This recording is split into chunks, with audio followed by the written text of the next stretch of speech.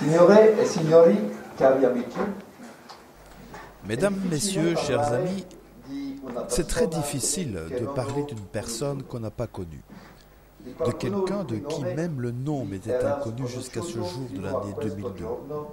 À cette époque, je venais de commencer mon combat contre l'intégrisme musulman et contre la charia en Belgique, juste après les attentats de New York.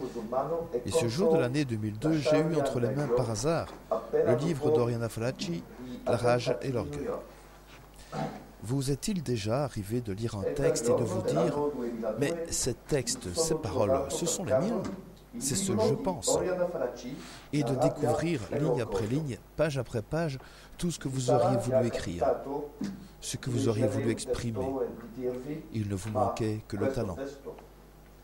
Et le talent d'Oriana Fallaci, vous le tenez dans vos mains, vibrant de vérité et tressaillant de douleur, ou explosant dans une brutalité qu'elle seule pouvait exprimer avec des mots aussi crus parfois, mais tellement sincères. Quand elle donne des coups de pied dans le politiquement correct, quand elle fustige sans pitié ceux qu'elle appelle les sans-couilles. Ce livre, je l'ai relu une fois, deux fois, je ne sais plus. Je l'ai lu encore cette semaine avant de venir ici pour y prendre une ou deux phrases que je voulais vous citer. Dans le livre de cette femme courageuse, j'ai puisé parfois le courage qui me manquait quand, seul derrière mon écran, je cherchais mon inspiration. Quand je me demandais comment faire changer les choses, car c'est bien de cela qu'il s'agit, faire changer les choses, rétablir les vérités, la vérité. Et surtout informer le peuple du sort que les fils d'Allah lui réservent.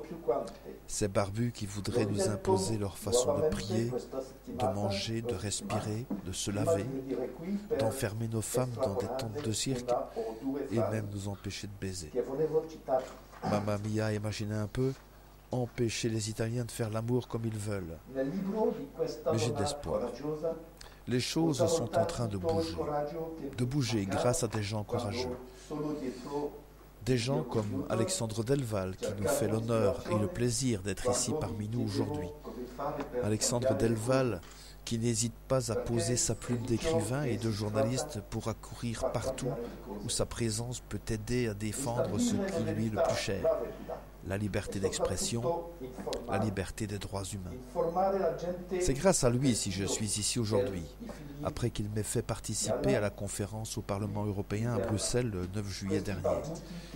Cette conférence qui a débouché sur la déclaration de Bruxelles sur la liberté individuelle avait été organisée par l'ICLA. L'ICLA signifie Association internationale pour les libertés individuelles. Cette association est dirigée par des gens courageux, dont plusieurs sont parmi nous aujourd'hui, et tous les autres qui n'ont pas pu venir, mais qui sont de tout cœur avec nous. Grâce à ces rencontres, je ne suis plus seul derrière mon écran. Nous formons une équipe. J'ai créé officiellement dans mon pays, la Belgique, l'association Non Ali contre la charia il y a 2 ans.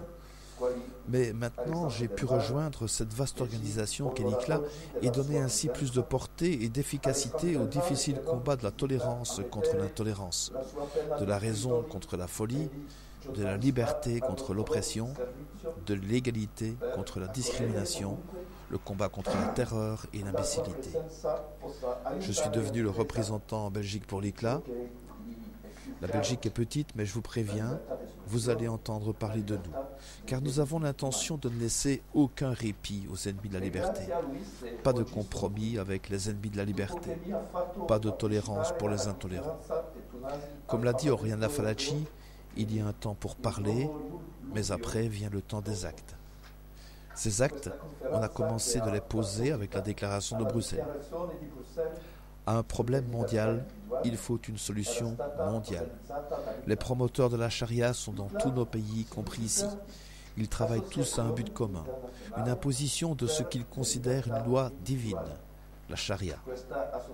Mais cette imposition de la charia, même si elle est progressive, signifie la destruction de nos cultures, des droits de l'homme, de la démocratie et de nos libertés fondamentales. Cela ne peut pas être permis. L'ICLA ne le permettra pas, vous ne le permettrez pas. Pour terminer, parce qu'il y a encore beaucoup d'autres intervenants aujourd'hui, je vais vous citer quelques mots d'Oriana Fallaci. Ils sont destinés spécialement à nos amis italiens.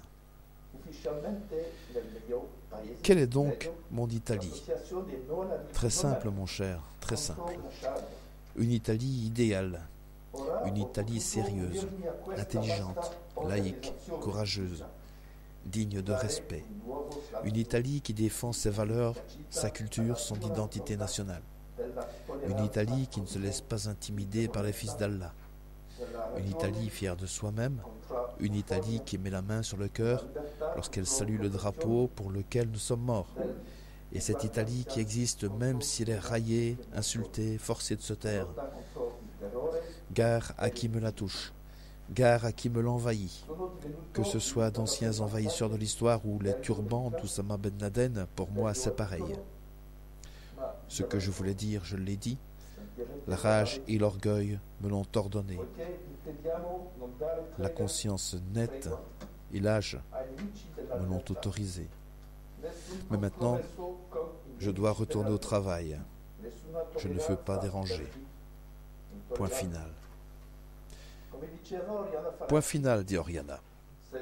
J'ajouterai point et on passe à la page suivante pour vous, chers amis italiens, parce que ce magnifique événement, si bien organisé par notre ami Armando Manocchia, vous permet de défendre encore mieux votre pays en intégrant l'ICLA, dont tous les membres ici présents vous souhaitent et vous disent merci et bienvenue, la raison l'emportera. Per un unico scopo, l'imposizione di Dio che considerano una legge divina, la Sharia. Ma questa imposizione della Sharia, anche se progressiva, significa la distruzione della nostra cultura, dei diritti dell'uomo, della democrazia, della nostra libertà fondamentale. Ciò non può essere permesso. L'ICLA non lo permetterà. Voi non lo permetterete. Per concludere, siccome ci sono molti altri relatori, vorrei citare alcune parole di Oriana Fallaci, esse sono destinate specialmente ai nostri amici italiani. Qual è dunque la mia Italia? Molto semplice, caro mio, molto semplice. Un'Italia ideale, un'Italia seria, intelligente, laica, coraggiosa, degna di rispetto.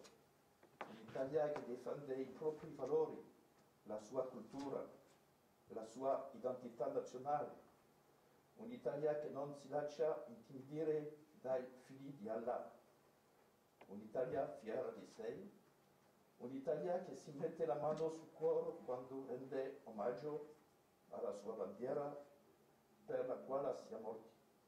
E questa Italia che esiste anche se è radiata, insultata, forzata a tacere. Guai a chi me la tocca, guai a chi me l'invade, che siamo gli antichi invasori della storia o i turbanti di Osama Bin Laden, per me è lo stesso.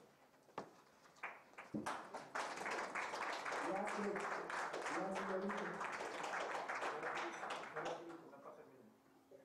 Quello che avevo da dire l'ho detto. La rabbia e l'orgoglio me l'hanno rovinato. La coscienza pulita e letta me l'hanno consentito.